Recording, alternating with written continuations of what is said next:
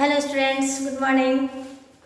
कल आपने पढ़ा था ना रस किसे कहते हैं, रस के कितने ये अवयव हैं, रस के 4 अवयव हैं, चारों अवयवों के बारे में आपने पढ़ा। उसके बाद से फिर से उन अवयवों के जो भेद हैं, आश्रय हैं, विषय हैं, आलम्बन है, उद्दीपन है, सबको आपने पढ़ा। सारी डिटेल्स मैंने आपको बताई।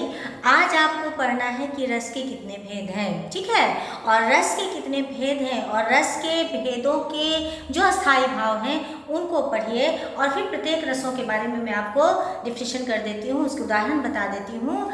एग्जाम्स में आपको उदाहरण भी आते हैं, उदाहरण दिए रहेंगे।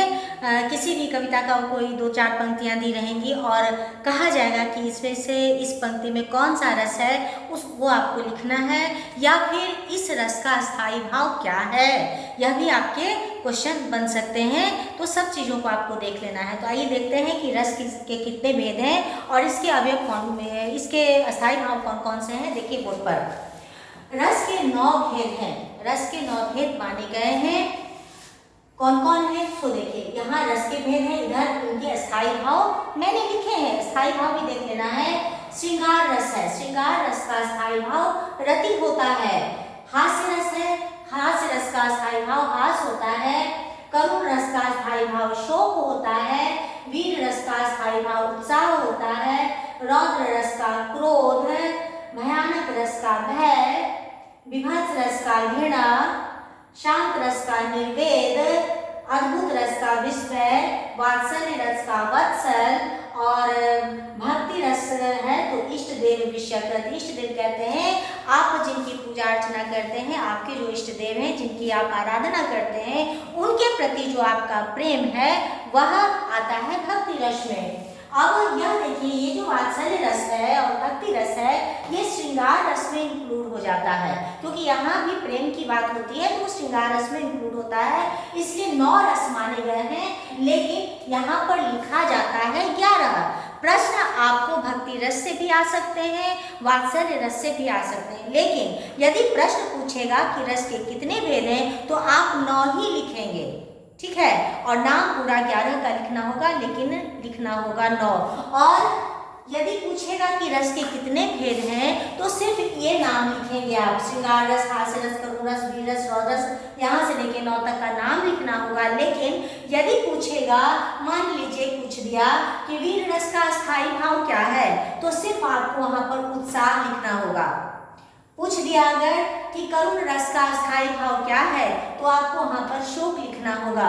पूछ दिया अगर श्रृंगार रस का अस्थायी भाव क्या है, तो आपको वहाँ पर लिखना होगा रति। इस तरह से प्रश्न आते हैं, तो हर चीज को आपको देख लेना है।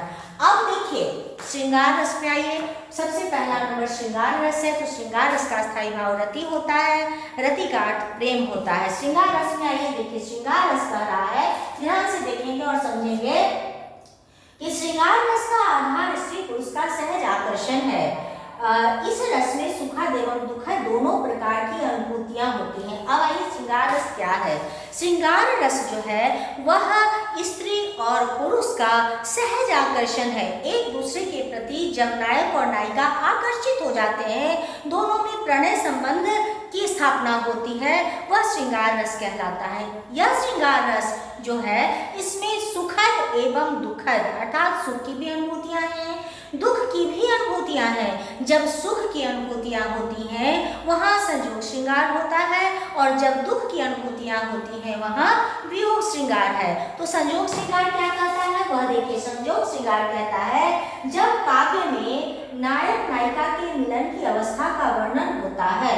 जब काव्य में नायक और नायिका परस्पर मिलते हैं उस वक्त संयोग श्रृंगार कहलाता है। संयोग श्रृंगार में नायक नायिका के मिलने के बाद क्या होता है, तो उनका जो आनंदमयी मिलन है, जब नायक नायिका एक दूसरे से मिलते हैं और उन दोनों के बीच जो आनंद होता है मिलन के बाद, वह और वार्तालाप, दोनों में जो बातचीत होती है, वह दर्शन, जब वो एक दूसरे को देखते हैं और तब जब उन्हें आनंद की प्राप्ति होती है, वह स्पर्श, जब वो एक दूसरे को स्पर्श करते हैं, एक दूसरे के को छूते हैं तब, तथा आलिंगन, और जब वो आलिंगन करते हैं, जब वो गले मिलते हैं, ऐसी स्थिति जब आती है तब काव्य में संयोग श्रृंगार माना जाता है। लेकिन जब वियोग श्रृंगार क्या होता है, पहले वियोग श्रृंगार आते हैं तब उदाहरण चलिए। वियोग श्रृंगार में क्या होता है, काव्य में जब प्रेमी से बिछोड़ने पर वियोग की अवस्था होती है, जब अपने प्रेमी से वियोग की अवस्था होती है, बिछोड़ने की स्थिति होती है, जब जुदाई हो जाती है,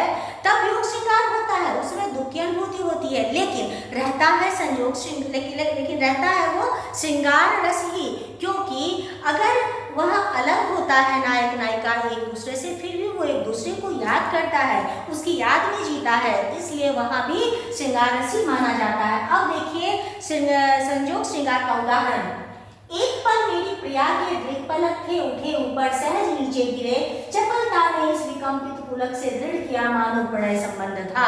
यह मैंने उदाहरण लिखा है, इसके अलावा कोई दूसरा उदाहरण भी आपको आ सकता है। जब आप काव्य की पंक्तियां पढ़ेंगे, कविता की पंक्तियां पढ़ेंगे, आपको खुद ब खुद मालूम हो जाएगा कि यह श्रृंगार रस की कविता है या वियोग श्रृंगार की कविता है। अब वियोग श्रृंगार में हमारे आते हैं, देखिए उदाहरण में वियोग का कि विरह का जलजात जीवन वेदना में जन्म करुणा में मिला आवास अश्रु चुनता दिवस इसका अश्रु गिनती रात जीवन विरह का जलजात। जलजात कहते हैं कमल को, जीवन जिंदगी, और विरह मतलब जुदाई। मेरा जीवन ऐसा है, ऐसा बन चुका है जो विरह की वेदना में, ऐसा कमल है मेरा जीवन जो विरह की वेदना में जी रहा है। दिन मेरे अश्रु गिन रहे हैं, रातें जो हैं वो मेरी आंसुओं को देख रही हैं। इस तरह की बातें आती हैं और मेरा प्रियतम न जाने कहाँ है, और मेरा जीवन जो है वह जलजात, ऐसा जलजात जो कमल है विरह की अग्नि में जल रहा है। इस तरह की पंक्तियां आपके सामने आएंगी। अब हास्य रस में आइए, सेकेंड हो गया हास्य रस। हास्य रस कह रहा है कि सामान्य से भिन्न व्यक्ति वस्तु आकृति वेशभूषा असंगत क्रियाओं विचारों व्यापारों व्यवहारों को देखकर जिस भाव का संचार होता है वह हास्य है।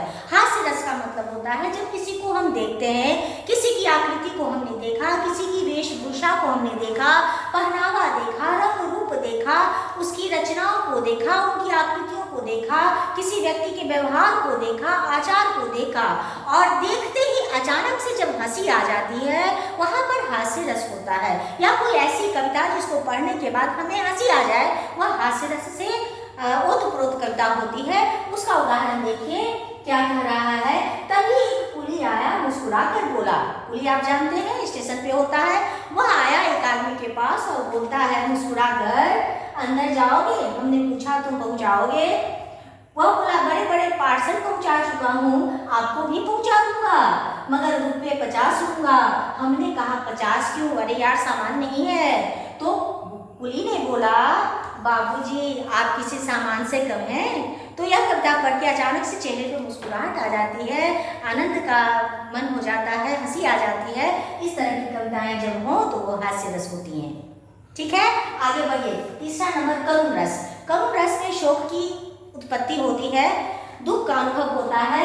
इस रस में इष्ट वस्तु की हानि, अर्थ हानि अथवा प्रियजन निधन मृत्यु संदेश आदि का वर्णन होता है। किसी के मृत्यु के संदेश की बात सुनकर, किसी का निधन सुनकर, अर्थ की हानि मतलब पैसा, रुपया पैसा का नष्ट हो जाना, या फिर इष्ट वस्तु की हानि, जो वस्तु को आप बहुत पसंद करते हैं उसकी हानि हो जाना, ये सब जब आएगा तो वहाँ पर करुण रस की उत्पत्ति होती है, क्योंकि मन में शोक का भाव उत्पन्न होता है।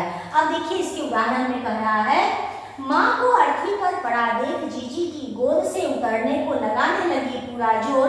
अरे मेरी माँ को लिए जाते हो कहाँ कहाँ कहकर करने लगी वह रोर। माँ जब अर्थी पर पड़ी है तो माँ को पड़ा देखकर बच्ची बड़ी व्याकुल हो जाती है और पूछती है कि मेरी माँ को तुम कहाँ लेकर के जा रहे हो। तो इस तरह के वर्णन आपको मिलेंगे। स्वतः आपको मालूम हो जाएगा कि यह जो कविता है यहाँ पर किस रस से ओतप्रोत यह कविता है, और आप इसको लिखेंगे। मान लीजिए आपको ये दे दिया, ये पूरी पंक्ति दे दिया और कहा कि कौन सा रस है इस पंक्ति में, तो आपको रस का नाम लिखना होगा। ये दे दिया, पूछा कि कौन सा रस है, तो आपको ये रस का नाम लिखना होगा। ठीक है, और अब आइए 4-3 हो गया ना। अब चौथे नंबर में आइए वीर रस में आइए।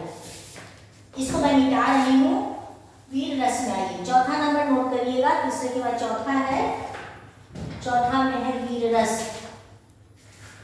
चौथा में आइए वीर रस। वीर रस क्या कह रहा है वो देखिए। जब मन में उत्साह उत्पन्न होता है, जब मन में उत्साह उत्पन्न होता है, यह उत्साह युद्ध धर्म दया या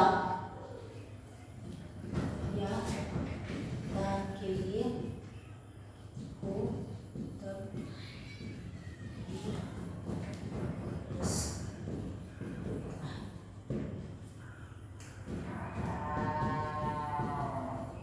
ये हो गया।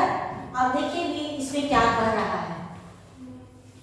इसमें भी रस में कह रहा है कि जब मन में उत्साह उत्पन्न होता है, मन में जब उत्साह का भाव उत्पन्न होता है, किसी के भी मन में उत्साह किस चीज का, यह उत्साह युद्ध धर्म दया या दान के लिए, यह उत्साह युद्ध करने के लिए भी हो सकता है, दान करने के लिए भी हो सकता है, धर्म करने के लिए भी हो सकता है, या किसी के प्रति दया की भावना उत्पन्न होती है और मन में उत्साह होता है कि इसके लिए कुछ किया जाए, उस वक्त वीर रस की उत्पत्ति होती है।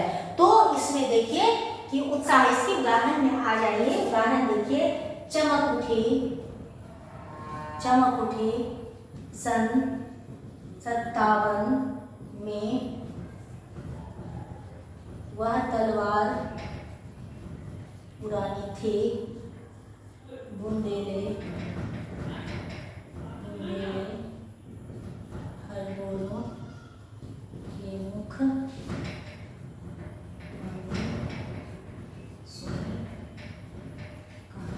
देखिए इसके उदाहरण में आ जाइए। क्या कह रहा है? कह रहा चमक उठी सन 57 में वह तलवार पुरानी थी, बुंदेले हर बोलों के मुंह हमने सुनी कहानी थी। यह झांसी की रानी की बात है। तो झांसी की रानी की जो कविता है, जो बचपन में हम लोगों ने पढ़ी थी, उसका कोई भी कोटेशन आप इसमें डाल सकते हो। या एक कविता और आपने पढ़ी थी, वीर तुम बड़े चलो धीर तुम बड़े चलो, सामने पहाड़ हो सिंह की दहाड़ हो, ये भी आप इसमें डाल सकते हैं। तो इसी तरह से आपको आता रहेगा। मैं और भी आगे बढ़ाती हूँ। इसमें 4 तक आपने लिखा, इसको आप लोग नोट कर लेंगे और मैं आती हूँ फिर अगले क्लास में। तो मैं आगे का जो रस रह गया है उस पर हम लोग फिर से चर्चा करेंगे। तब तक के लिए बाय।